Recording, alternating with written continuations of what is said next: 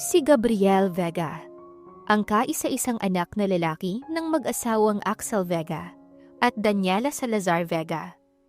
Kaya naman ito ang inaasahang magiging katulong ng mga magulang sa pagmamanage sa mga negosyo nila. Bago umalis sa Pilipinas para mag-aral sa ibang bansa, ay ipinangako ni Gab sa kanyang sarili na pagbalik niya ay hahanapin niya si Marie, ang kanyang kababata. Ngunit paano na lang kung pagbalik niya ay may isang babaeng pulubi silang muntik ng mabangga. At labis-labis ang gulat niya nang makilala ito. Ito si Marie, ang mahal niyang kababata. Ngunit bakit hindi siya nito maalala? Anong nangyari dito? Pero wala siyang pakialam.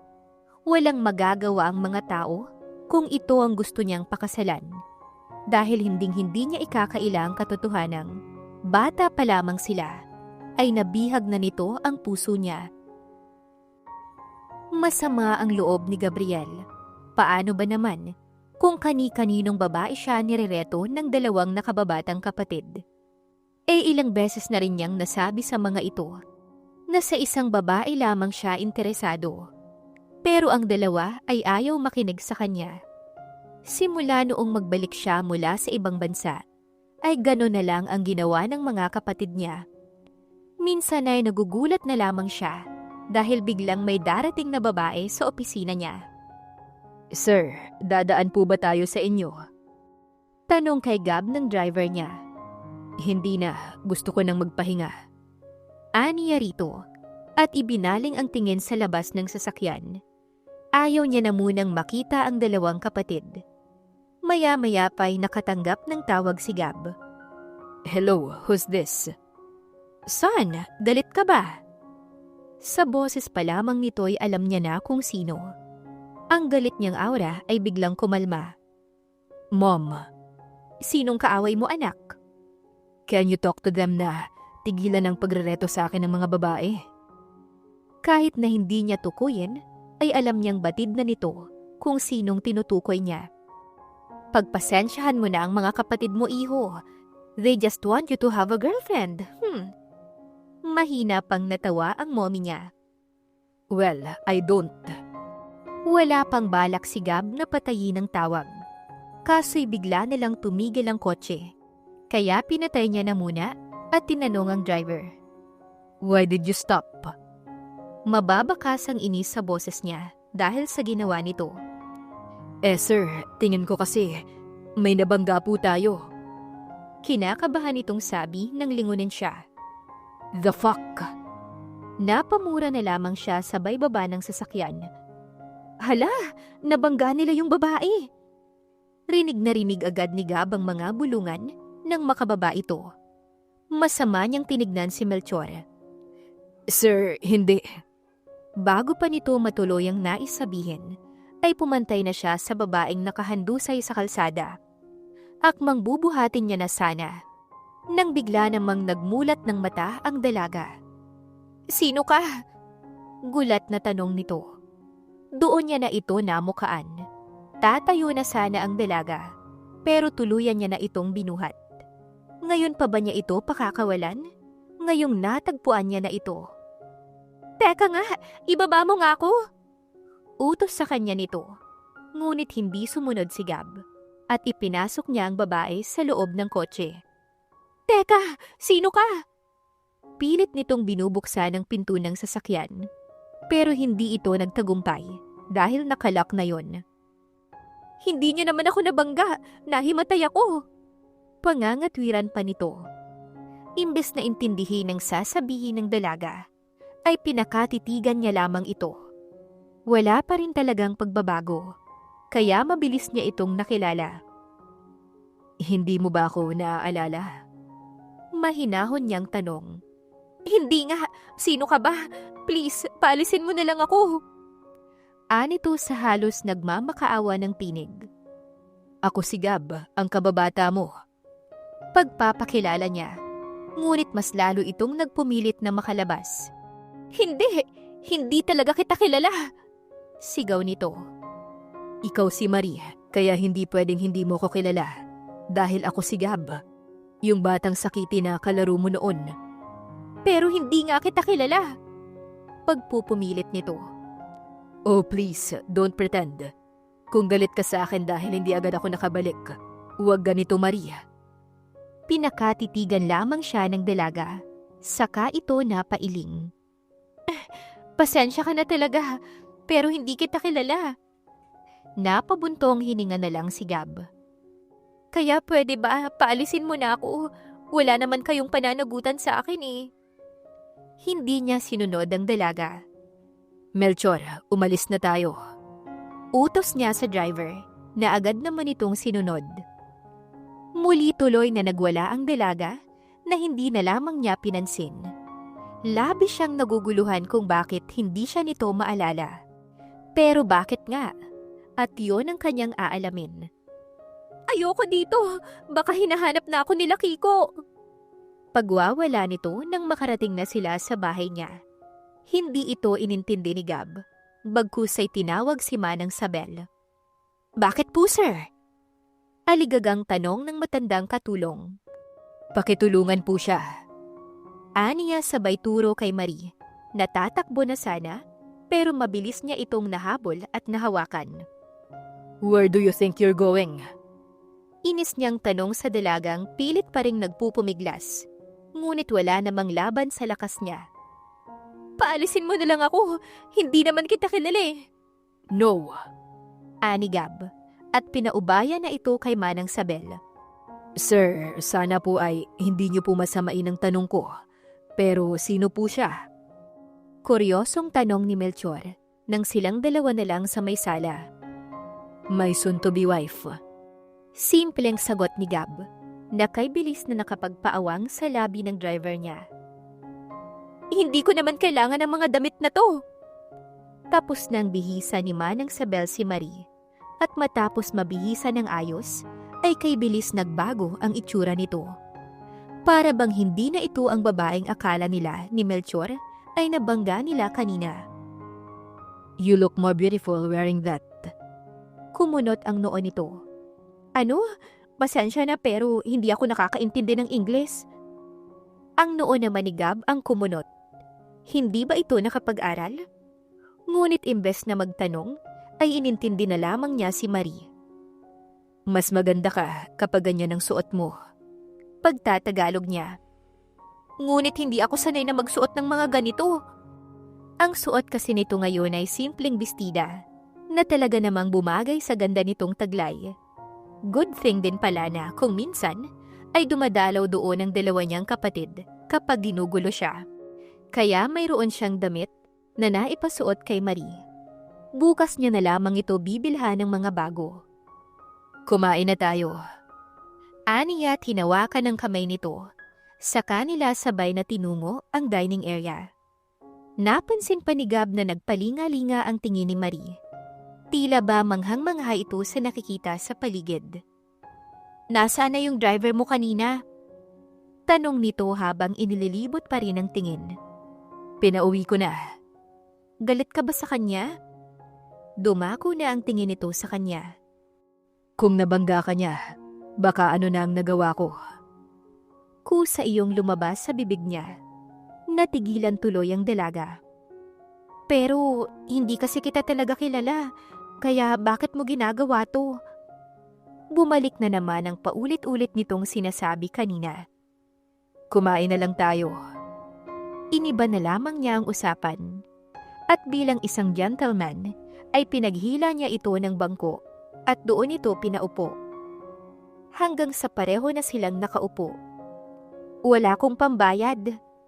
Nakatingin lamang ito sa mga pagkain at hindi kumukuha doon. Naibaba tuloy ni Gab ang hawak na kutsara at tinidor. Wala kang kailangan na bayaran. Libre lang. Aniya sabay abot sa isang lalagyan na may lamang ulam upang lagyan ng pinggan nito. Okay na sa akin yung tuyo lang. Saka pagkatapos nito, pwede bang ibalik mo ko kung saan mo ko nakita? Mabilis na nag-iba ang mood niya dahil sa narinig. Bakit ba gustong-gusto mong umalis? Nagitla tuloy ang dalaga at nakitaan niya ito ng takot sa mga mata. Bakit ka ba nagagalit? Halatang maiiyak na.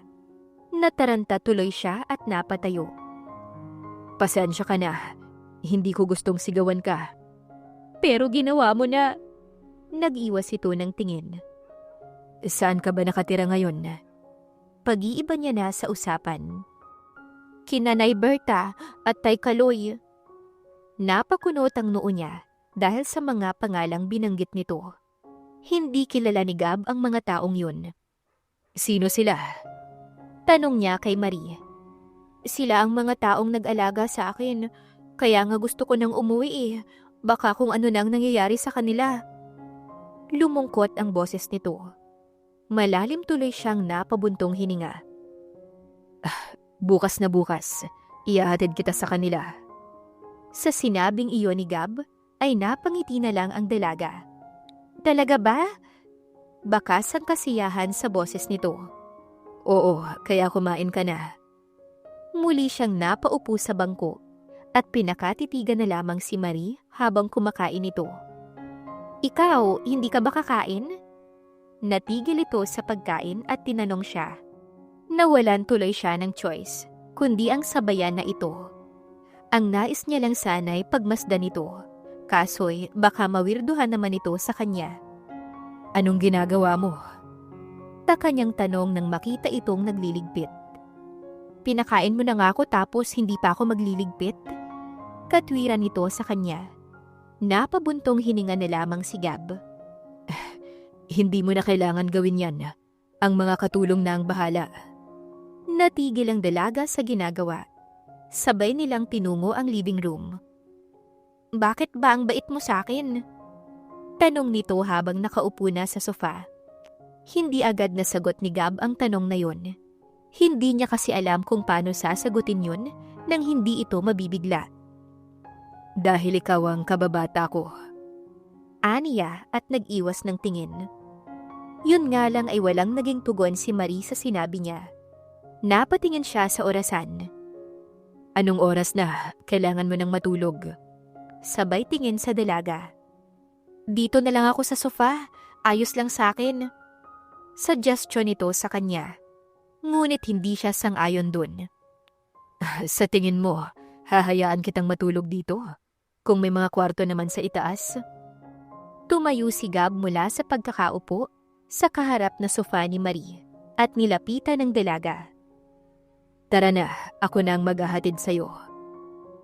Nung unay halatang nagdadalawang isip pa ito, pero wala na ring nagawa kundi ang humawak sa kamay niya. Napangiti na lang si Gabriel dahil doon.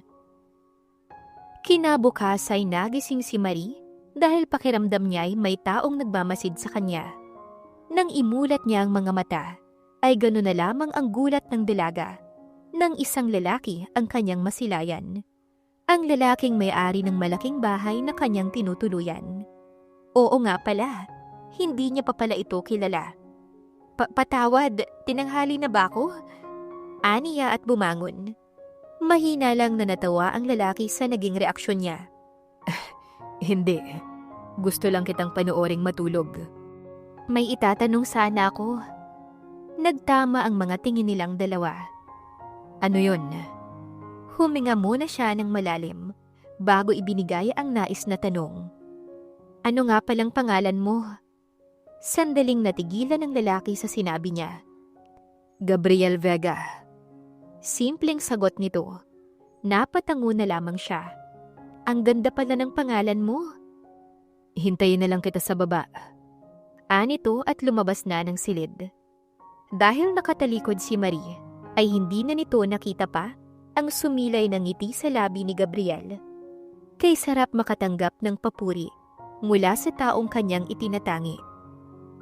Nasaan na siya, iho? Tanong ni Manang Sabel sa kakababalang na binata. Gising na po, pababa na. Magalang na sagot nito. Napatango na lamang ang matandang katulong. Maya-maya pa'y bumaba na nga si Marie. Suot pa rin ito ang puting bestida na bagay dito. Magandang umaga, iha. Binati ang dalaga ni Manang Sabel. Magandang umaga din po. Bati niya naman sa matanda na napangiti na lang. Kumain na kayong dalawa. ani Manang Sabel. Habang nasa hapagkainan, ay naging tahimik lang ang dalawa. Nang bigla namang may naalala si Marie. Anong oras mo ko ihahatid? Natigil si Gab sa pagkain. Napasulyap din ito kay Manang Sabel na tahimik lang. Pagkatapos nating kumain. Kitang-kita ni Gab kung paano sumilay ang ngiti sa labi ng dalaga. Bakit ganun? Pakiramdam niya ay mas gusto pang kasama ni Marie ang mga taong yon kaysa sa kanya. Nagsimula tuloy siyang magdamdam dahil doon. Hindi ba siya masayang kasama? Matapos nilang kumain, ay pinagbihis niya na si Marie. Si Manang Sabel ay nagsilbing katulong para rito. Tsak na kapag nakita ka ng mag-asawang Vega, ay matutuwa sila sa'yo. Kumunot ang noo ni Marie sa narinig mula sa matanda. Bakit naman po? Kasi sa wakas, magkakaroon na ng nobya ang anak nila. Napangiwi si Marie sa kanyang narinig. Wala pong ganun, Manang. Kahit po sinasabi ni Gabriel na kilala niya ako, ay wala pong ganun. Panay ang pag-iling ng dalaga. Tumahimik na lamang si Manang Sabel. Nang makababa ang dalawa ay kitang-kita ni Manang Sabel kung paano umawang ang labi ng kanyang among lalaki. Halatang halata na hulog ito sa dalaga. Mag-iingat kayong dalawa. Paalala pa nito kay Gab at Marie. Napangiti na lamang si Manang Sabel matapos umalis ng dalawa. Bagay na bagay.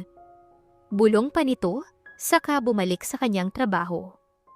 Sa kotse ay pansin ni Gab ang patingin-tingin ng driver niyang si Melchor kay Marie. Nagsimula tuloy siyang mainis dito. Sa kalsada ka mag-focus ng tingin. Bulyaw niya rito. Pasensya ka na, baka kasi mabangga tayo.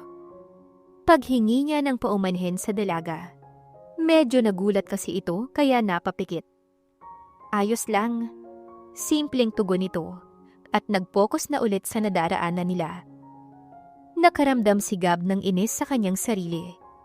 Sa ilang taon ay hindi niya man lang alam kung ano ba ang nangyari dito. Kung bakit gano'n na hindi siya nito maalala. Gusto niyang sisihin ang sarili. Kung bakit naman kasi hindi niya agad ito hinanap. Tigil! Utos nito sa driver. Kulang na nga lang ay mapatayo ito. Stop the car, Melchor. Mabilis na itinigil ni Melchor ang kotse. Si Marie ay mabilis namang bumaba. Nay, tay! Bati nito sa dalawang taong may bitbit na sako na sa tingin niya ay may mga laman ng mga kalakal. Mikay, saan ka ba nanggaling? Nag-alala kami ng tatay mo sa'yo. Niyakap nito si Marie. Naluha ang dalaga. Saka ito napatingin sa kanya na lumabas na rin ang sasakyan. May lalaki po kasing nagmagandang loob na tulungan ako.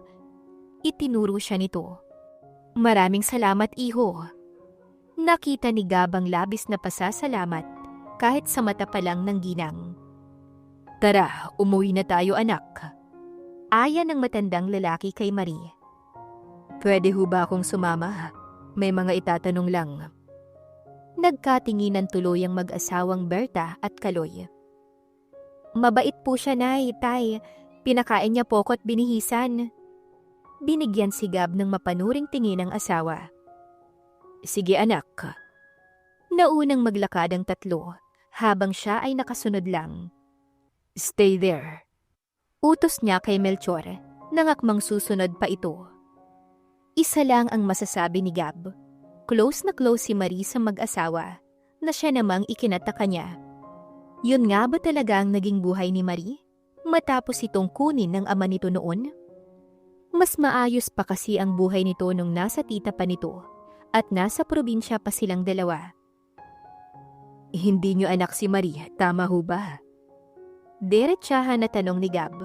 Naroon na sila sa tirahan ng mag-asawang Kaloy at Berta. Nagkatinginan ng dalawa.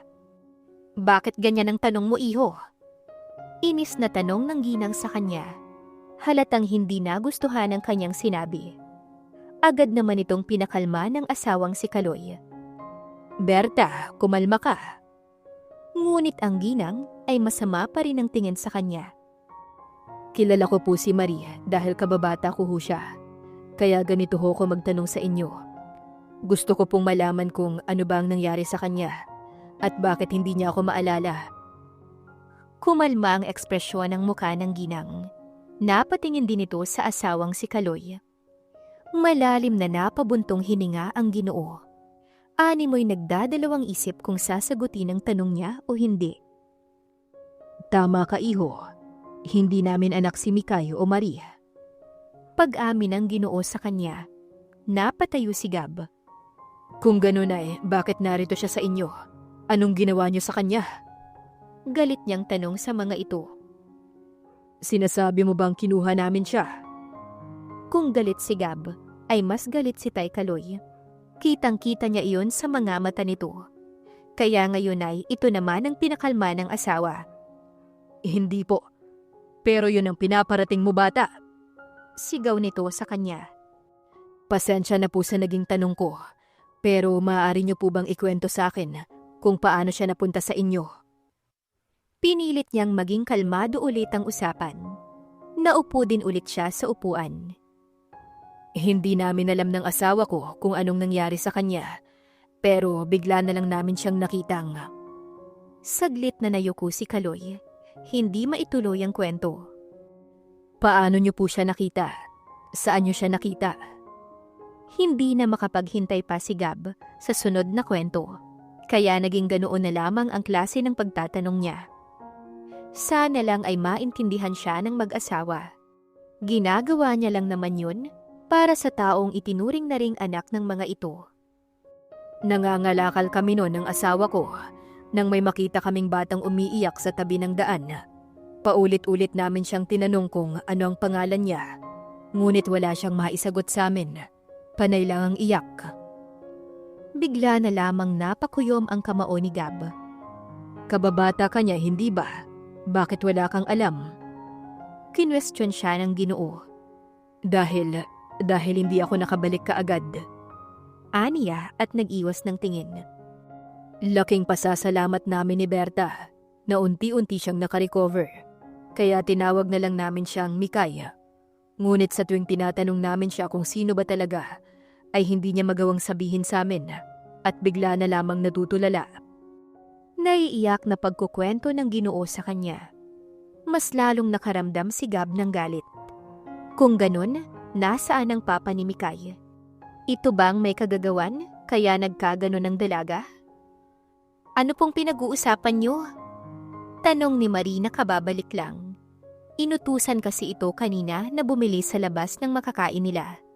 Sa klase ng ngiti na mayroon sa labi nito, ay para bang wala itong dinanas na paghihirap nung bata pa ito.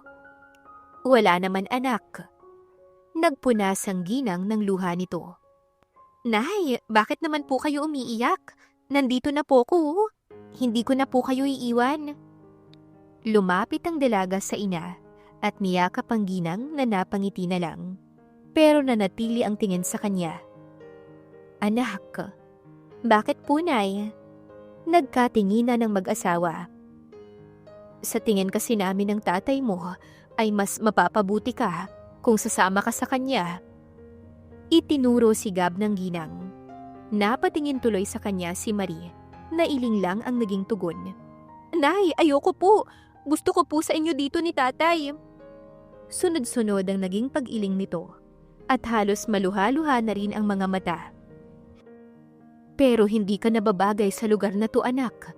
Hindi ka dapat nangangalakal tulad namin. Hindi ka dapat mukhang pulubi at salat sa buhay. Mayaman ang kababata mo, kaya magiging maayos ang buhay mo sa kanya. Ngunit hindi pa rin pumayag ang dalaga. Ayoko, basta ayoko. Gusto ko po rito sa inyo at hindi ko naman po siya kilala eh. Kayo lang po ni tatay ang kilala ko. Huwag niyo po akong ibigay sa kanya, Nay. Anito habang hawak-hawak sa kamay ang ina. Pero umiling ang ginang at binawi nito ang kamay kay Maria. Mabuti pang sumama ka na sa kanya. Matutulungan kanyang mahanap ang tunay mong pamilya. Tumayo si Nay Berta. Sumunod naman dito ang asawang si Kaloy. Kaya silang dalawa na lang ng dalaga ang naiwan sa loob ng bahay dahil umalis na ang mag-asawa. Ikaw, kasalanan mo to. Hindi nga kita kilala, hindi ba? Galit siya nitong binalingan. Akmang susundan sana ang kinikilalang mga magulang, pero pinigilan niya ang dalaga sa pamamagitan ng pagyakap dito. Ano ba? Bitawan mo ko! Sigaw nito habang pinipilit na makawala mula sa pagkakayakap niya. Kaya lang ay masyado siyang malakas at hindi ito nagtagumpay. Naramdaman na lang ni Gab ang unti-unting pagkawala ng lakas ng dalaga, hanggang sa napatigil na ito sa ginagawa. Doon niya na ito hinarap sa kanya. Kailangan mong malaman kung sino ka talaga. Pagkatapos, babalikan natin sila. Aniya kay Marie, habang hinahaplos ang pisngi nito. Ayoko! Malakas siya nitong itinulak. Saka ito dali-daling lumabas. Fuck! Napamura na lamang si Gab, saka sinundan ng dalaga. Hindi alam ni Gab kung paano niya nagawang isama ang dalaga. Pero isa lang ang nais niya, kung bakit nangyari ang lahat ng yun. At sa sandaling malaman niya na ang ama talaga ni Marie ang may kasalanan ng lahat, ay pagbabayarin niya ito ng sobra-sobra. Tara na. Aya niya kay Marie. Ngunit hindi siya nito pinansin. Mabilis lamang itong bumaba ng sasakyan at pumasok na sa loob ng kanyang bahay. Maganda. Hindi rin ito pinansin si Manang Sabel. Anong nangyari, iho? Taka nitong tanong. Mamaya na lang po. Aniya at nilagpasan nito. Habang si Marie naman ay nagkulong sa kanyang kwarto, ay naiinis siya kay Nanay Berta at Tatay Kaloy dahil kay Billy.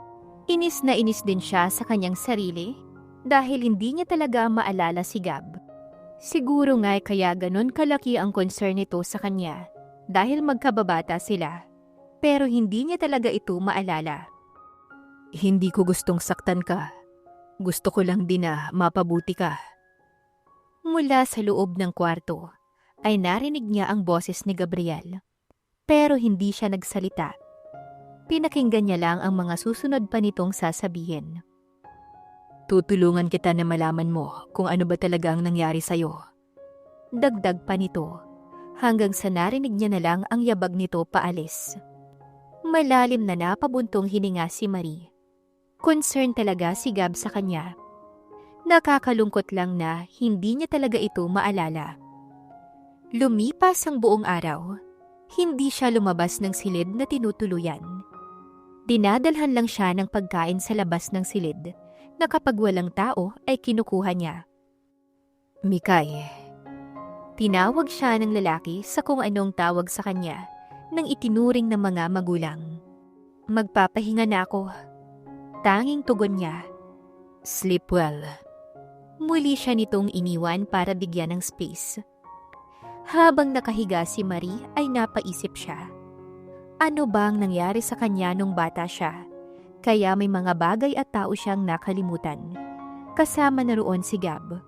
Gusto niyang malaman kung ano ba ang nangyari. Kinabukasan kahit na anong oras nang natulog, ay maaga pa ring nagising si Gab. Gab, anak! Ang mommy niyang sumalubong sa kanya at niyakap siya nito. Yakap na para bang ang tagal nilang hindi nagkita na dalawa. Kahit na madalas naman siyang dumadalaw sa bahay nila. It's too early, Mom. Anong ginagawa niyo rito? Tumaas ang isang kilay ng mommy niya. Bakit?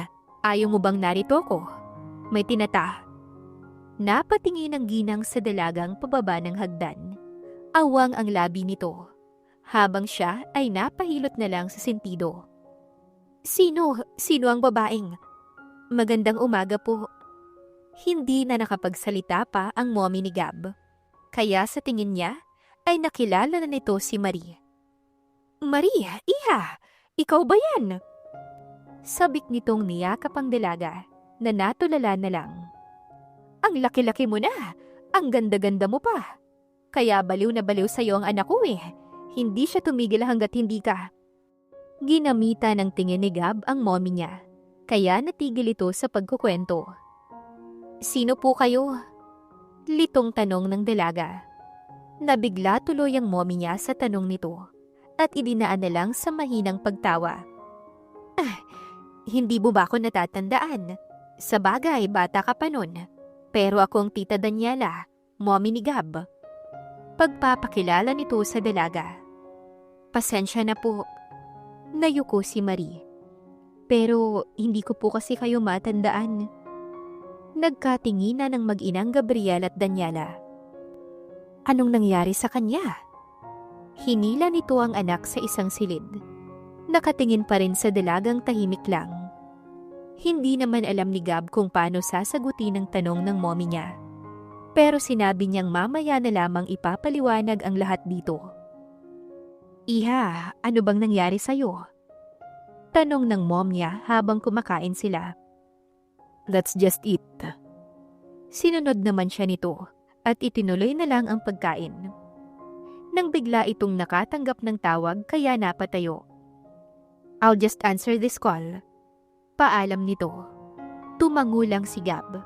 Ipinokos niya ulit ang tingin kay Marie na tahimik lang. Son, hindi ka raw pumasok kahapon, sabi ng daddy mo. Nakabalik na ito sa hapag at muling naupo sa inuupuan nito kanina. May inayos lang ako. Simple niyang sagot at nilagyan ng pinggan si Marie dahil naubos na ang laman nun.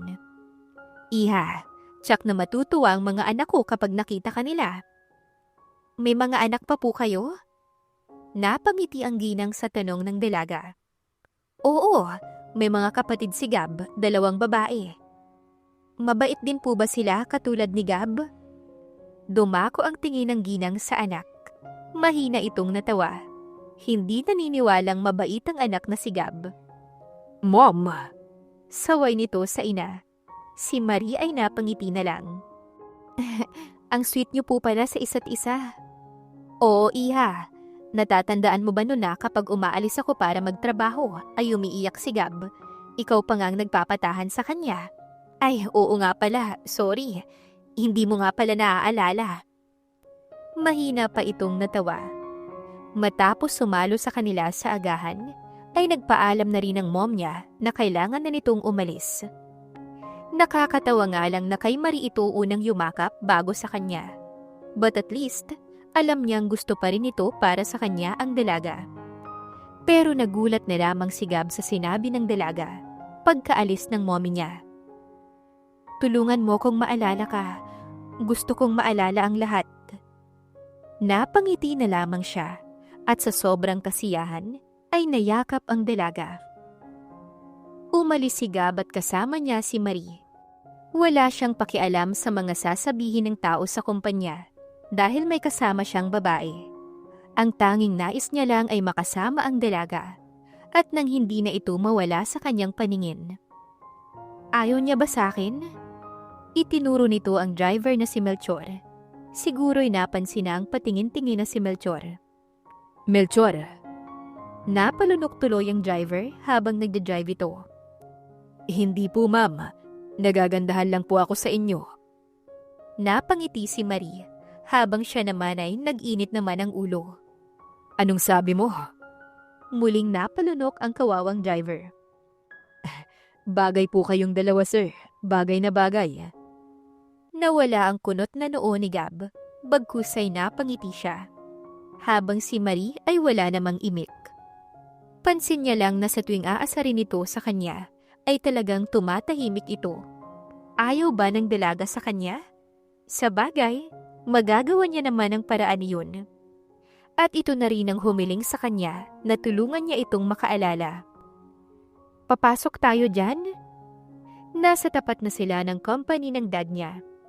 Nakakatuwa nga ang daddy niya eh. May-ari na nga ito ng ospital kung saan siya nito inoperahan dati. Tapos meron pang kumpanya na siya na ang kasalukuyang namamahala. Oo, kaya tara na. Pinagsalikop ni Gab ang kamay nilang dalawa ni Marie. Saka sila sabay na pumasok ng kumpanya ng mga Vega. Good morning po, sir. Bati ng gwardya. Nakita pa nga niyang napakurap ito matapos siyang makitang may kasamang babae. Napangiti na lang si Gab. Kung pwede nga lang ay ipagsisigawan niyang ang babaeng gusto niya ang kanyang kasama. Sir, may... Hindi na natuloy ng sekretarya ang sasabihin nang dumako ang tingin nito sa kasama niya. "Won't you greet her?"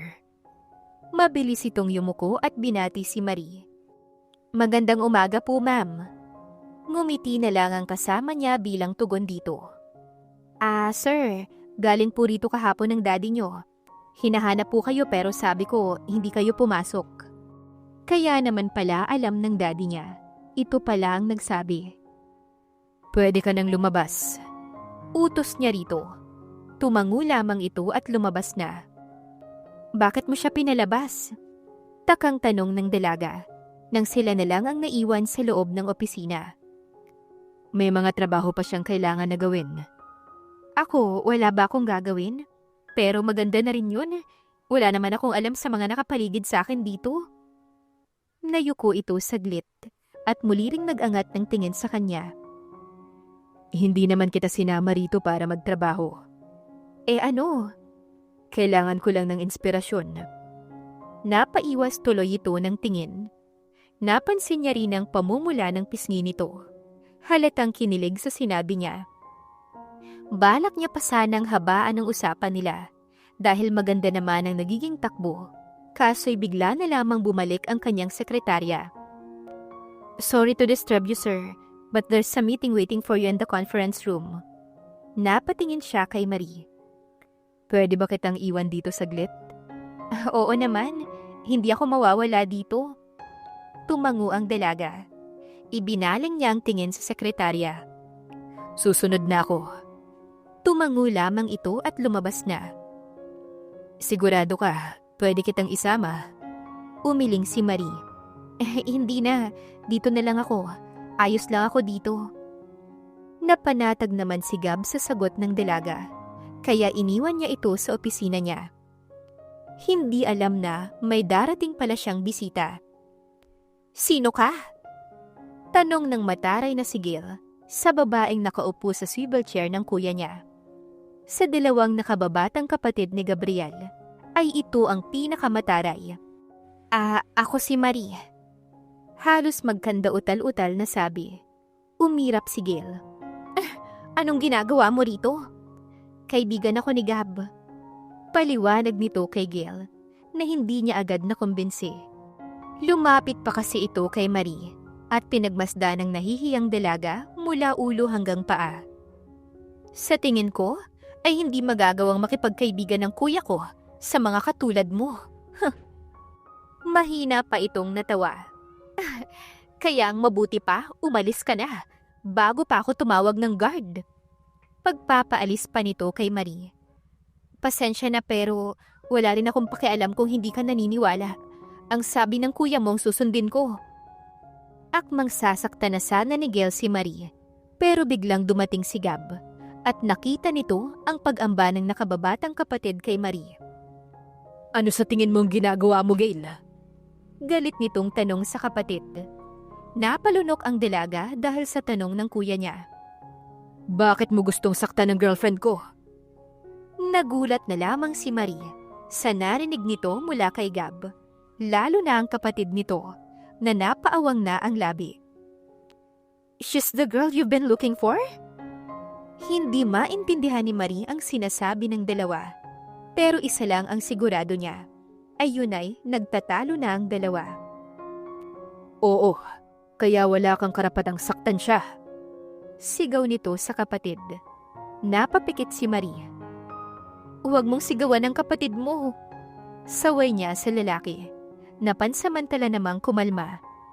"Sorry kuya, hindi ko alam." Nayuko ito. "Mabuti pa, umalis ka na lang." Mabilis tuloy na tumalikod ang kapatid nito at umalis. "Hindi mo na siya dapat sinigawan. Nasagot ko naman na siya eh." Aniya kay Gabriel nang silang dalawa na lang ang nasa opisina nito. "Dapat ay matuto siyang gumalang. Lalo ka na. Dapat kanyang galangin." Kalmado na ito katulad kanina na para bang mangangain ng tao. "Tapos na ba ang meeting mo?" Umiling ito. Anong ginagawa mo dito?" Kunot noong tanong niya rito. "May nakalimutan kasi ako." Ano yun?" "Ikaw." Pinagsikop nito ang kamay nilang dalawa. Saka sila sabay na lumabas ng opisina nito para pumunta sa conference room. Ayoko! Panay ang pag-iling niya. Hindi pa sila nakakapasok sa nasabing silid. Natakot siya dahil baka mapahiya niya ang lalaki. Magtiwala ka sa akin. Napahinga na lamang siya ng malalim, saka sila sabay na pumasok. Tumayo ang mga kamiting ni Gabriel at bumati. Ang mga taong ito, ang mga business partners ng kanilang kumpanya. Iho, sino naman ang kasama mo? Pagtukoy nito kay Marie, na tahimik lang at pagala-gala ang tingin, halatang kinakabahan. My girlfriend. Pakilala nito. Nagkatingin ng tuloy ang mga tao roon. Sorry, Natigilan ang ginang nakadarating lang nang mapadako ang tingin nito kay Marie. Napatago tuloy ang dalaga sa likuran niya. Do you have a problem, ma'am? Tanong niya sa ginang. Wala naman, iho. Anito at umupo na. Habang nagsasalita siya ay nakikinig naman ang lahat. Puwera na lamang sa ginang na nakatingin pa rin kay Marie. Ayaw nitong tantanan ang kasama niya. Hanggang sa ito na ang nagsasalita, ay ganoon pa rin ang ginang. Kaya nang matapos ang meeting, ay lumabas na agad sila ni Marie. Yung babae kanina, baka hinuhusgahan ako sa isip niya, kaya ganoon ang tingin niya sa akin. Anito nang nasa loob na sila ng opisina niya. Hindi mo na problema kung ganoon siya. Aniya at inayos ang takas na buhok. Inilagay niya iyon sa likod ng tenga ng dalaga. Nagugutom ka na ba? Biglang kumalam ang sikmura nito. Napangiti na lang si Gab, habang si Marie naman ay hiyang-hiya. At dahil lunchtime na naman, ay sa isang malapit na restaurant sila nagpunta. Diyan ka na lang ba? Tanong niya kay Melchor, nang hindi pa rin ito bumababa ng sasakyan. Ayos lang ako, sir. Sumama ka na sa amin.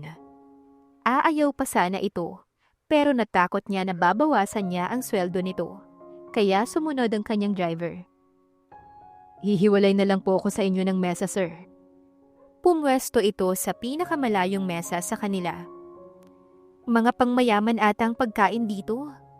Ani Marie, nang nakaupo na sila. Sayang wala sila nanay para matikman din nila. Bigla itong lumungkot na hindi niya na lamang pinansin. Baka kasi lalo pa itong lumungkot. At dahil na rin sa kagustuhan ng dalaga, ay siya na ang nag-order para rito. Habang ang driver niyang si Melchor ay pinili yung gusto nito. Ang dami naman! Mauubos ba natin to? Gulat na tanong ng dalaga nang dumating na ang order niya para sa kanilang dalawa. Alin dito ang hindi mo makakain? Tanong niya. Nang ituro nito ang hindi, ay pinabalot niya agad upang hindi masayang. Kapag lumalabas si Gab para kumain sa restaurant, ay hindi niya talaga na-enjoy. Pero ngayon nakasama niya si Marie, ay parang gusto niyang ulit-ulitin. Napangiti na lang siya nang maubos ng dalaga ang pagkain nito. Maging si Melchor ay solved din, ganun din naman siya. Pero para bang mas nabusog siya sa kakapanood kay Marie. Let's go home. Tumayo na siya. Ha? Takang tanong nito. Nagtaka tuloy siya kung bakit ayaw pa ng dalaga na umuwi. Hindi ba't may trabaho ka pa? Mukhang mataas din ang posisyon mo kaya bakit ka uuwi ka agad? Mahina na lamang siyang natawa sa sinabi ni Marie. Napaka-inosente talaga nito. Ako ang boss, kaya ako ang masusunod. Aniya, at pinagsaliko ulit ang kamay nilang dalawa.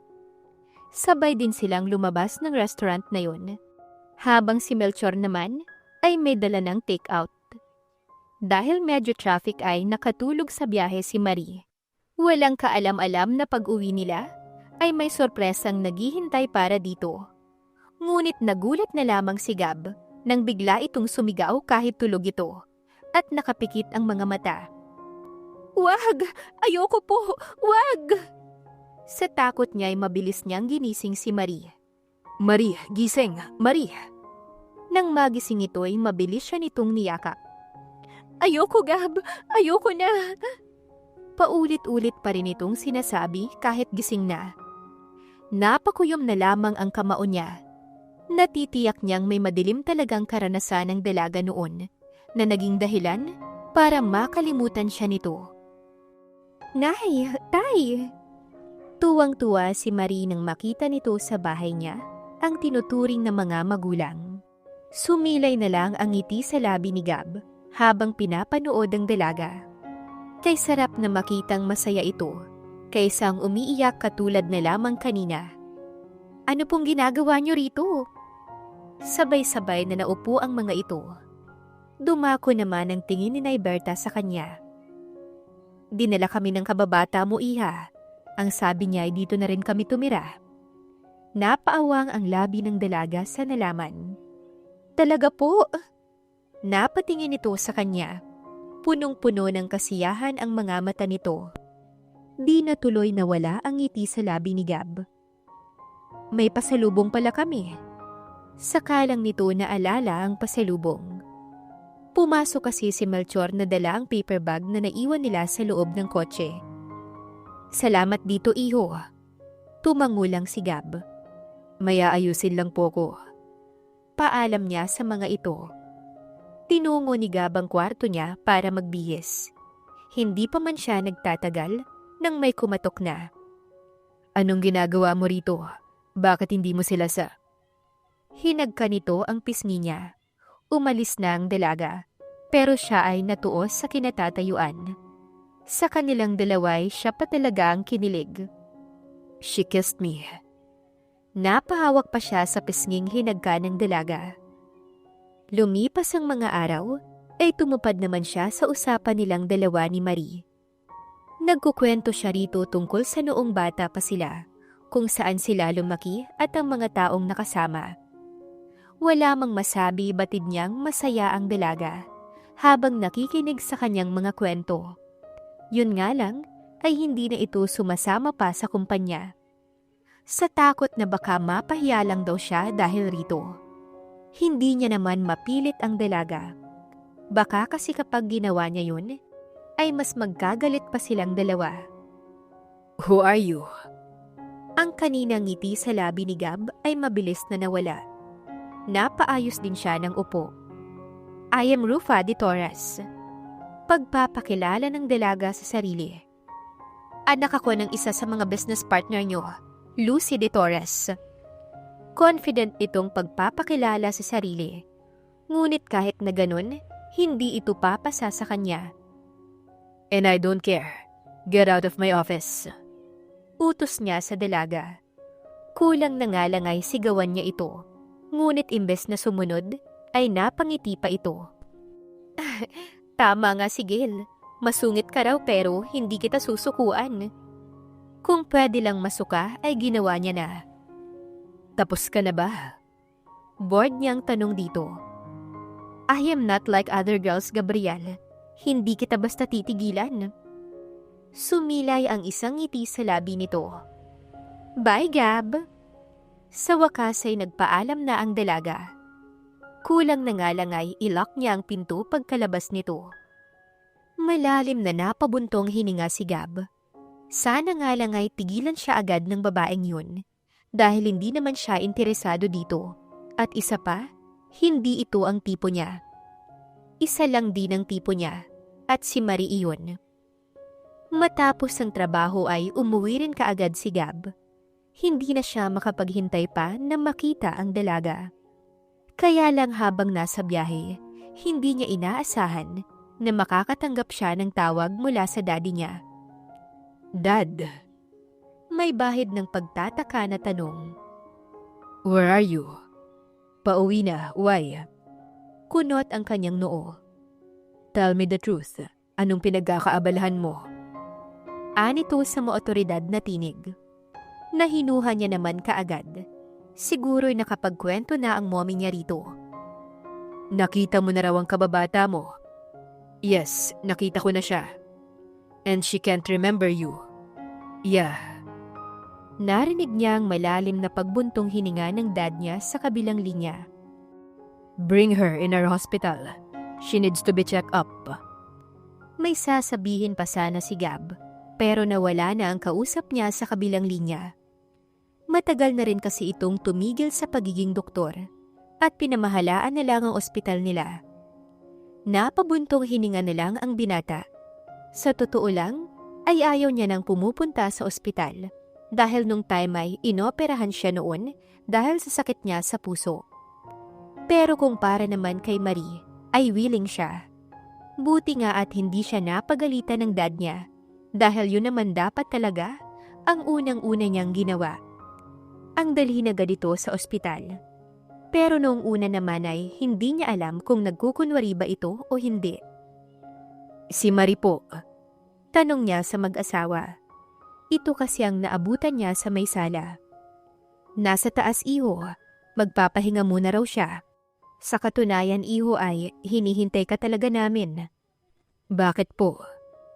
Naupo siya sa kaharap na sofa ng mga ito.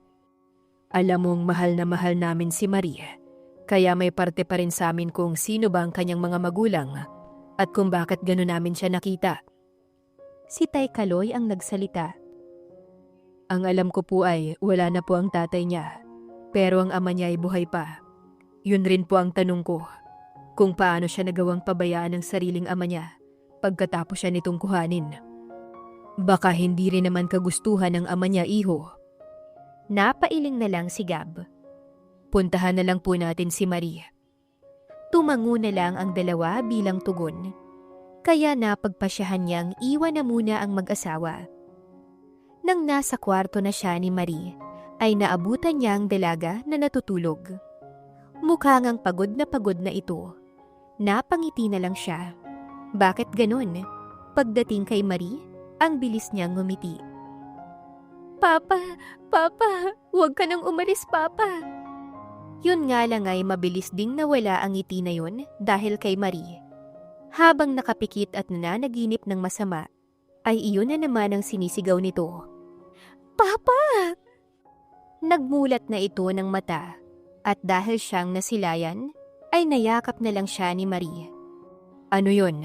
Pwede kang magkwento sa akin. May pumatak na luha mula sa mga mata nito. May babae. Gusto niya akong mapalayo sa papa ko. Pagkukwento nito sa kanya. Nagtagumpay ba siya? Saglit na natigilan ng dalaga at saglit nitong pilit inalala kung ano ba ang nangyari nun. Mom, what is happening to you? Ilang araw ka nang ganyan, Mommy. Hindi kita makausap ng maayos. Inis na sabi ni Rufa sa ina nito. Nais niya sanang magkwento sa ina, pero hindi niya ito makausap ng maayos. Para bang lagi itong hindi mapakali at kinakabahan. She's back, Rufa. She's back. Nagpalakad-lakad ito sa kanyang harapan. Nahilot na lang ni Rufa ang sintido niya. Mommy, are you already insane or what? Who's back? Naupo pa ang dalaga sa kaharap na sofa ng ina. Natigil ito sa palakad-lakad at tinignan ng anak. Your half-sister. What? Napatayo si Rufa sa gulat. Nakita ko siya. Kumunot ang noo niya. Paano? Saan? Akala ko ba okay na? You told me na hindi tayo sasabit. Don't shout at me. Mami mo pa rin ako. Saway nito sa kanya. Natahimik si Rufa. Where? Where did you see her?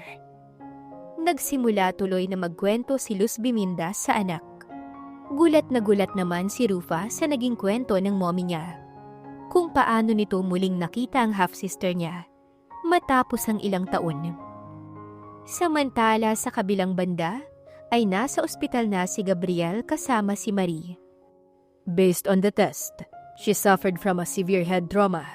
Maaaring tumama ang ulo niya sa isang matigas na bagay na naging sanhi para magkaroon siya ng amnesia. Damit! Napamura si Gab. Iho, nasa ospital tayo. Saway ng doktor. Kaagad naman siyang humingi ng pasensya rito at binalikan si Marie.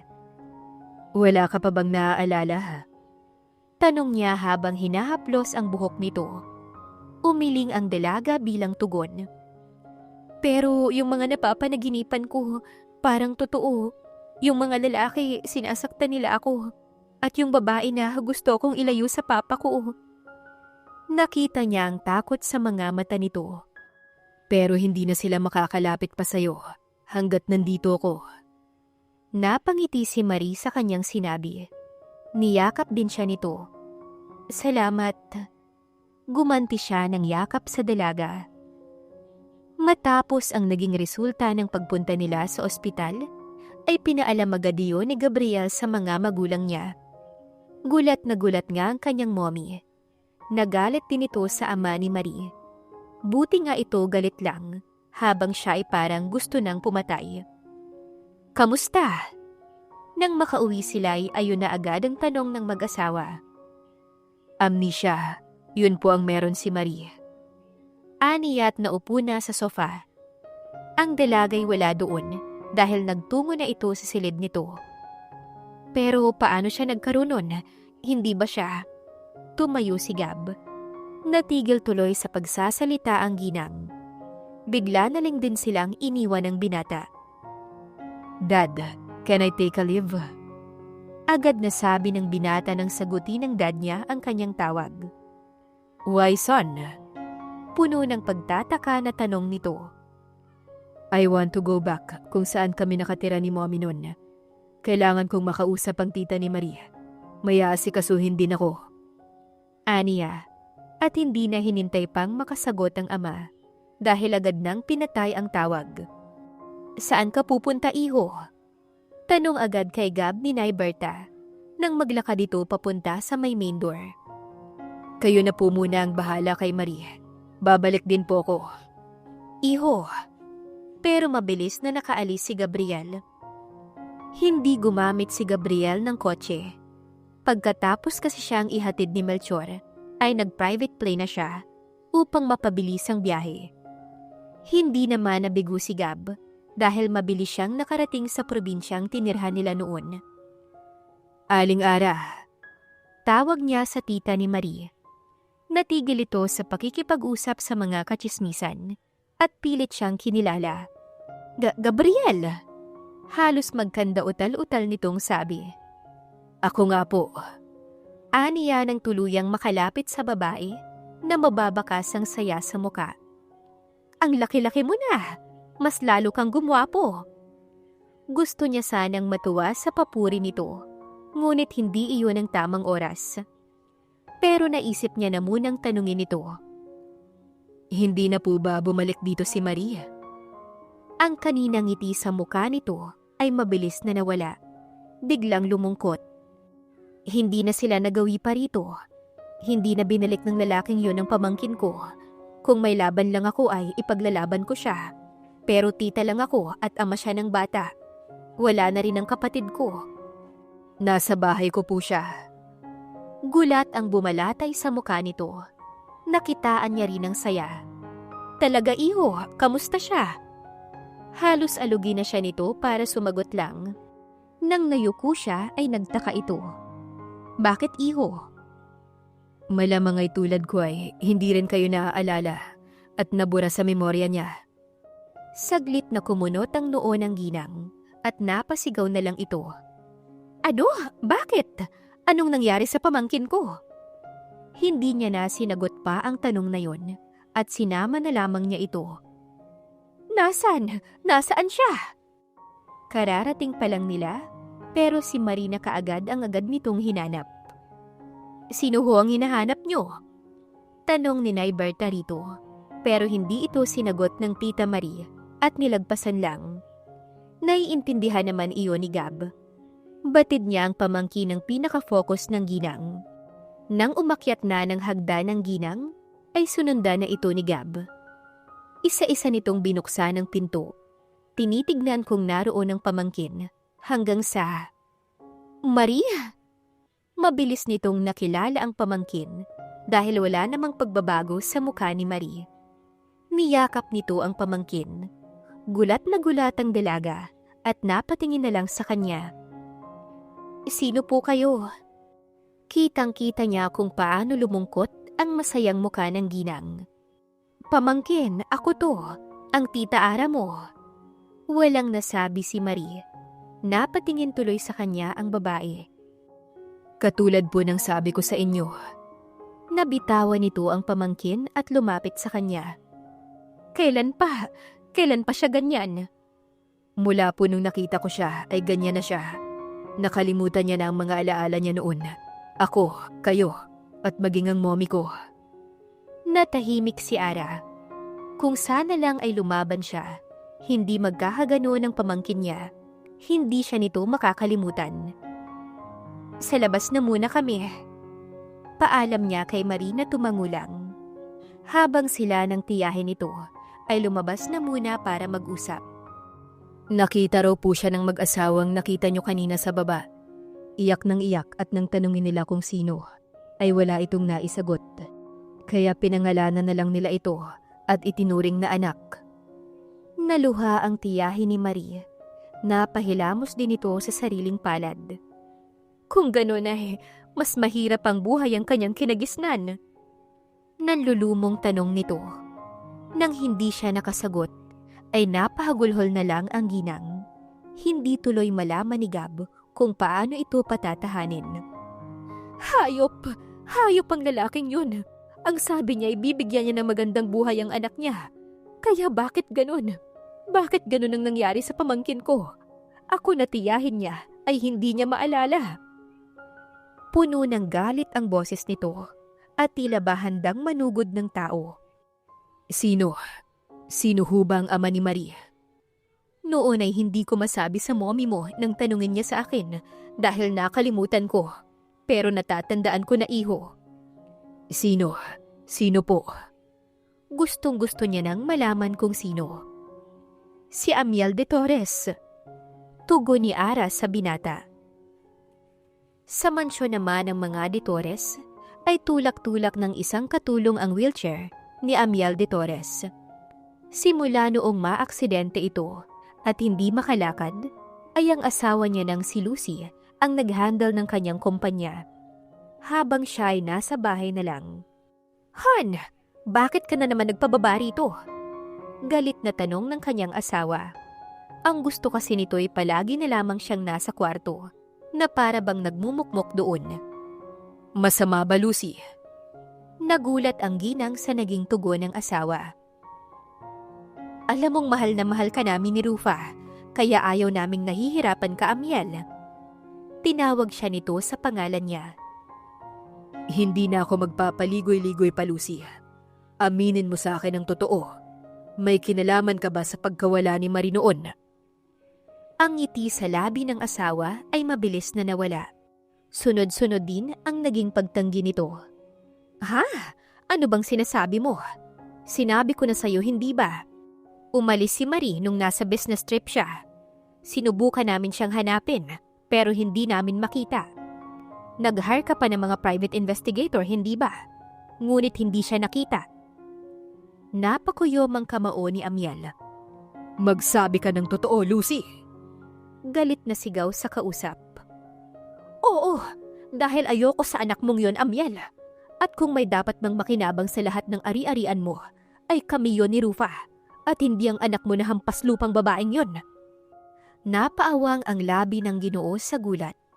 Ngunit huli na para magbigay pa siya ng reaksyon. Ngayong alam mo na ang katotohanan, ay bumalik ka na sa kwarto mo.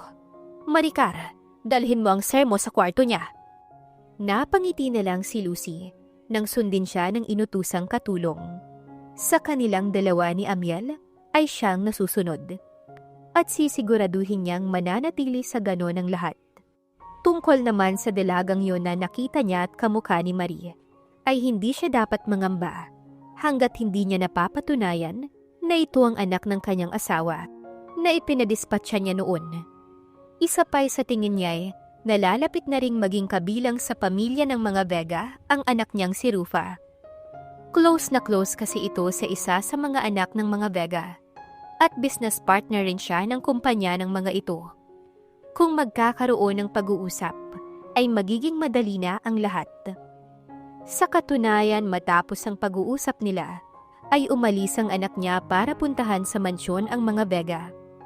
Inimbita kasi ito ni Gail Vega. Pumunta si Gab sa bahay ng parents niya kasama si Marie. Wala siyang pakialam sa sasabihin nila dahil ang gusto niya ang masusunod. Kahit pa naabutan niya ang dalawa ni Gail sa hindi magandang sitwasyon. Pero kung hindi rerespetuhin ng kapatid niya ang babaeng gusto niya, ay hindi sila magkakaayos na magkapatid. Ilang araw din silang hindi nakakapag-usap matapos ang insidenteng yun. Babalik na lang ako sa bahay mo. Nito at aalis na sana, pero nahawakan niya ang dalaga. Nagkatitigan silang dalawa. Nandito ko, hindi kita pababayaan. Wala sa sariling napatangu-tangu ito. Napabuntong hininga muna siya bago sila sabay na pumasok sa loob ng bahay nila. Gab, you're here! Dumako ang tingin ng mommy niya kay Marie. Nandito ka rin, iha. Mabilis itong lumapit sa dalaga at bumeso. Kitang-kita niya tuloy kung paano umirap ang kapatid niyang si Gail, nakasama si Rufa, at masama ang tingin ng mga ito kay Marie. Magandang gabi po. Nahihiyang bati nito sa mommy niya. Napangiti na lang tuloy si Daniela at hinaplos ang muka ng kababata ng anak. Ang ganda-ganda mo pa rin, iha. Salamat. Nahihiya nitong sambit. Nakadama ng kagalakan si Gab. Wala siyang pakialam sa iba. Basta ang mommy niya gusto si Marie. Tita, sino po siya? Dumako ang tingin ng mom niya kay Rufa. Mabilis na nawala ang ngiti sa labi nito. Kababata ni Gabriel. Simpleng sagot nito at nag-iwas na ng tingin. Kababata lang pala. Hindi nakaligtas sa pandinig nito ang bulong ni Rufa. Anong sabi mo, iha? Wala po. At umiling ito. Sa hapag ay sama-sama sila. Halatang inis ang kanyang kapatid na si Gail kay Marie, habang si Jillian ay panay lang ang ngiti dito at kinakausap din ng kasama niya. Ano palang ginagawa mo rito? Simula kasi nang imbitahan ka rito ni Gail, ay palagi ka nang narito. Natigilan sa pagkain si Rufa. Hindi rin agad nakasagot. I'm your daughter's friend, ma'am. Napailing ang mommy niya. Oh, so you're Gail's friend? Tumango ito. I just want you to know, Miss De Torres, that I'm okay na kaibigan ka ng anak ko. But what I'm not okay is ang pananalita mo, iha. Han. Sinaway ito ng daddy niya. Ngunit ang mommy niya ay sadyang ayaw papigil. I'm just stating facts. Gail, anak, pagsabihan mo ang kaibigan mo. At tumayo na ito. Gab, come with me. Gusto sanang isama ni Gab si Marie sa kanya, pero alam niyang sila lang ng daddy niya ang kailangan na mag-usap, kaya hindi niya ito na isama. I'll take care of her. Pangako ni Jillian sa kanya. Habang nakikipag-usap sa dad niya, ay doon lang naalala ni Gab kung saan niya narinig ang apelyidong De Torres. Dad, ano ngang pangalan ng daddy ni Rufa? Tanong niya sa ama. Amiel De Torres. Masyado kasi siyang naging abala kay Marie, kaya hindi niya agad naalala kung saan ba niya narinig yung De Torres. What? Gulat niyang tanong. Gab! Hindi niya na pinansin ng daddy niya at iniwan na ito sa may living room. Anong ginagawa ng isang tulad mo dito? Naabutan niyang inaaway ni Rufa si Marie. Mabilis siyang pumagitna at tinago ang dalaga sa kanyang likuran. What the fuck are you doing? Galit niyang tanong sa babaeng napalunok na lang. Gab! Don't call me that. We're not close. Inis niyang saad dito. Kuya, ano bang nagustuhan mo sa babaeng yan? Tanong ni Gail sa kanya. Why do I need to explain to you? Hindi ba pwedeng gusto ko siya? Tapos ang usapan. She's not even like us. Kaya ba? Stop that bullshit, Gail. Hindi mo alam kung anong pinagdaanan ni Maria para pagsalitaan mo siya ng ganyan. Natahimik ang kanyang kapatid. Nakalimutan niya ako, si Mom, at maging ang tita niya. And it's her father's fault. Your father. Tinuro niya si Rufa na napalunok na lang. Aalis na ako. Paalam nito. ngunit mabilis niyang hinabol ang dalaga. Tell me kung anong kinalaman niyo sa nangyari kay Marie. Galit na galit siya na napariin ang pagkakahawak sa babae. Hindi ito nakasagot, kaya mas lalo lamang nag-init ang ulo niya. Masasaktan niya na sana si Rufa nang biglang sumigaw si Marie. Aray! Ang sakit! Napahawak na ito sa ulo dahil sa sobrang sakit. Mabuti na lang at mabilis siyang nakalapit sa dalaga, kaya hindi ito bumagsak sa sahig. Huwag niyong paaalisin ang babaeng yan. Ani Gab sa dad niya. Pero ang kapatid niyang si Jillian ang sumunod. Kaagad nitong hinawakan si Rufa, habang si Gil ay napatulala na lang. Si Mrs. Vega na kabababa lang ay nagtanong sa anak na si Jillian. Matapos marinig ang ginawang pang-aaway ng babaeng hawak niya kay Marie, gusto niya itong saktan. Mabuti na nga lang at napigilan niya pa ang sarili. Gab!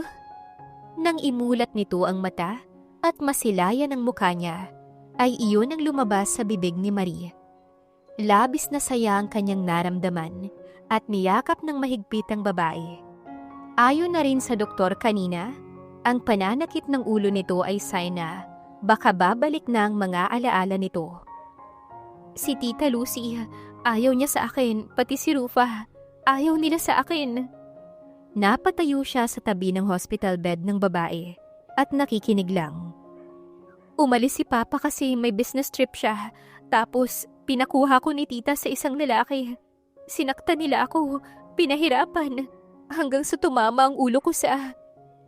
Hindi na ito nakapagsalita pa dahil tuluyan ang tumulo ang mga luha. Kaya kita nakalimutan, pati si Tita Daniela. Mabuti na lang at nakita ko si Nay Berta. Kung hindi mo pa kaya, it's okay. Aniya habang yakap-yakap na ang dalaga. Kasalanan ko rin dahil hindi ako bumalik kaagad. Nang matapos ang yakapan, ay nagkatinginan silang dalawa. Pero hinanap mo naman ako, hindi ba? Kaya masayang-masaya ka nung nakita mo ko kasi... Hindi na niya napigilan ang sarili at sinakop na ng labi niya ang labi ni Marie. I love you. Hinagka niya ang noo nito. Matapos ang makabagbag damdamin na tagpo at nang masigurong okay na, ay umalis na rin sila ng babae sa ospital. Ayaw din kasi nito na manatili pa sila ng matagal doon. Pwede bang paalisin niyo na ako? Naabutan nilang nagwawala si Rufa habang hawak-hawak ito ni Jillian. Anong problema mo? Gulat na tanong nito matapos makatanggap ng sampal mula kay Marie. Mukhang nakilala na ito ng babae. Ikaw at ang mommy mo! Simpleng sagot nito pero puno ng galit. Teka, hahayaan niyo na lang ba nasaktan ako ng babaeng yan? Galit na tanong nito sa kanila. Wala akong nakikita. Pangaasar ni Jillian habang ang kapatid niyang si Gil ay hindi rin ito magawang tulungan. Do I know you para saktan mo ko? Mahinang natawa si Marie. Ikaw si Rufa. Tumandaman tayo pero ganyan pa rin ang ugalit mukha mo. Kayo ng mommy niyong may kasalanan kung bakit ako nawalay kay Papa. Hindi nakapagsalita si Rufa. Irereklamo ko kayo. Mali tong ginagawa niyo.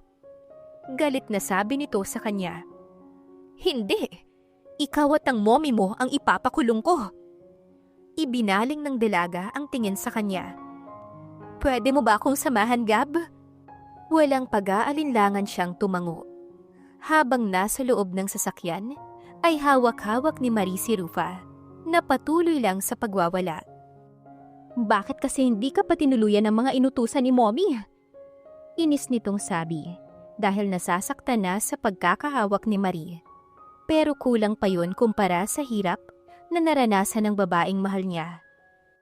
Bale sa sasakyan ay nasa gitna nilang dalawa si Rufa. Pero si Marie lang ang may hawak nito. Wala siyang balak na humawak ng isang babae. Samantala si Melchor ang nagdadrive. Nang makarating sila sa mansyon ng mga Ditores, ay kaagad silang bumaba.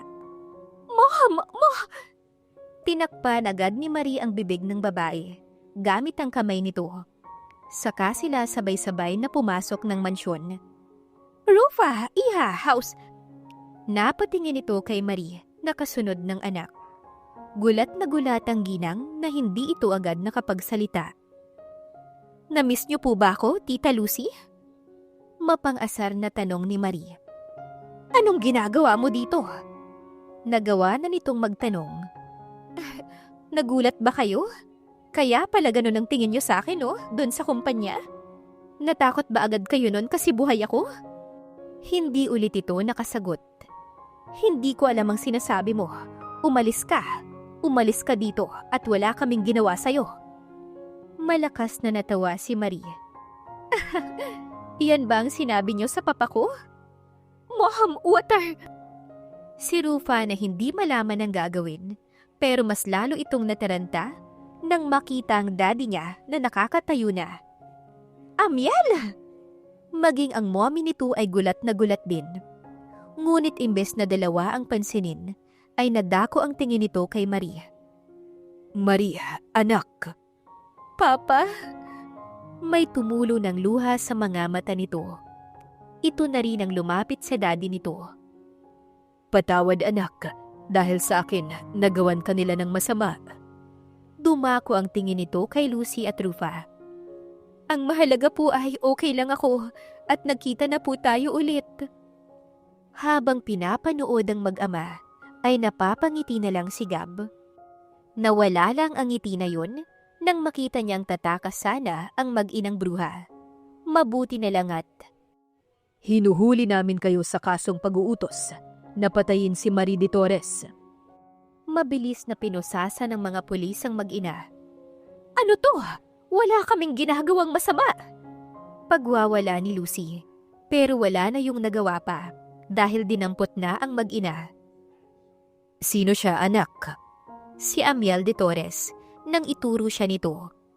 Agad namang binigyang tugon ng dalaga ang tanong ng daddy niya. Boyfriend ko po, Papa. Hindi kaagad nakagalaw si Gab sa kanyang kinatatayuan, lalo na nang lumapit ang dalaga sa kanya at niyakap siya nito sa harap ng ama nito na napangiti na lang. Gusto niyang magalit sa ama ni Marie, ngunit wala pala itong kasalanan at kailan lang din ito nalaman. Doon niya rin nalaman ang kwento ng papa at mama ni Marie. Ayon sa Ginoo, ay ang ina daw talaga ni Marie ang mahal nito. Kaso nga lang, ay mawawalan daw ito ng mana. Kaya walang pamimilian, kundi ang pakasalan ng ina ni Rufa. Ilang taon bago nito nahanap ang anak na si Marie, dahil itinago daw ito ng ina. Nalungkot nga raw ang Ginoo, nang malaman na wala na ang babaeng mahal nito. Inuwi nito si Marie sa mansyon, pero hindi inaasahan na ganun ang gagawin ng asawang si Lucy. Kung alam lang daw pala nito na ganun, at hindi ito magsisilbing ina kay Marie, ay hiniwalayan na nito kaagad. Ang kaso nga lang ay iniisip rin kasi nito ang anak na si Rufa, na ilalayo daw ng ginang kapag nakipaghiwalay ito. Salamat sa pag-aalaga niyo sa aking anak at pagkupkup sa kanya. Buong pasasalamat ni Mr. de Torres sa mag-asawang Berta at Kaloy. Walang anuman po. Masaya po kami na naging parte ng aming buhay ang inyong anak. Dumako ang tingin nito sa kanya. At sayo rin, iho, sa labis mong pagmamahal kay Marie, na ginawa mo ang lahat para sa kanya. May hihingin po sana akong kapalit. Kumunot ang noo ni Mr. de Torres. Ano yun, iho? Gusto ko po sanang makasal kami ng iyong anak. Ayos ka sa akin, pero sa aking anak ay hindi ko alam. Napangiti na lang si Gab.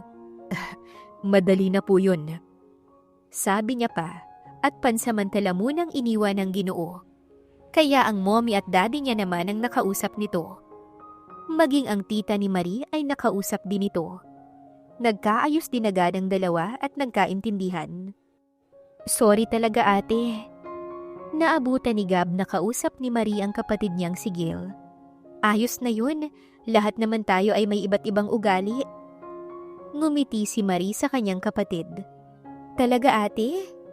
Nang tumango ito, ay nayakap na ito ng kapatid niya. Anong nangyayari dito? Nag-uusap lang kami. Natawa na lang siya sa sinabi ng dalaga. Pwede bang iwan mo muna kami? Sus kuya, gusto mo lang masolo si ate eh. Umalis ito at iniwan na silang dalawa. Akmang susundan nga ni Maria ang kapatid niya, pero niyakap niya ito. Gusto nga kitang masolo, tapos susunod ka naman. Kunwari ay nagtatampo niyang sabi rito. Oo nga pala. Bigla niyang naalala ang sinabi ng dalaga sa papa nito. Yung sinabi mo na boyfriend mo na ako. Iniharap niya ito sa kanya. Bakit? Ayaw mo ba? Sumilay ang ngiti sa kanyang labi. Mas higit pa ang gusto ko. Bumulong siya sa tainga nito. Ano ba ang gusto mo? Makasal ka sa akin. Aniya at hinagka ng likod ng palad nito. Bumalatay ang gulat sa mukha ni Marie. Hindi ba parang Sinakop ng labi niya ang labi ng dalaga. Nagmamadali. Hindi tayo nagmamadali. Nasisigurado lang. Mahina na lang itong natawa sa sinabi niya. So ano, payag ka na? May magagawa pa ba ako? Muli niya na lang hinagkan ang labi nito. Halik na puno ng pagmamahal. Matapos maresolba ang lahat ng problema, ay wala na silang sinayang na oras pa. Agad niyang pinakasalan si Marie sa harap ng kanilang mga mahal sa buhay. Naroon ang mag-asawang Berta at Kaloy, ang tita nito, ang papa nito, ang mga magulang niya at dalawang kapatid. Nakakalungkot lang na wala na ang ibang mahal niya sa buhay, tulad ng mommy at daddy niya, at sinay Celine. Pero alam niya na kahit wala na ang mga ito, ay ginagabayan pa rin sila. Bago naman ang kasal ay dinalaw nila ang mga ito maging ang mama ni Marie. Kaya buong-buong blessing ang natanggap nila. Samantalang stepmother ni Marie at half-sister ay nakakulong na at sisiguraduhin niyang mabubulok ang mga ito sa bilangguan upang hindi na makapaminsala pa ng iba. Gab, salamat ha. Nakahiga na sila sa kama at matutulog na nang sabihin yon sa kanya ng asawa. Salamat saan? Sa pagmamahal mo, sa pagsuporta mo sa akin, sa lahat-lahat. Anito habang nakahilig sa kanyang dibdib.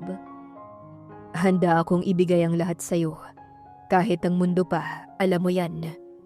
Napangiti na lang ang asawa niya. Nang gabing iyon, ay masaya silang natulog na dalawa. Hindi bilang magkababata, kundi bilang mag-asawa na masaya at nagmamahalan.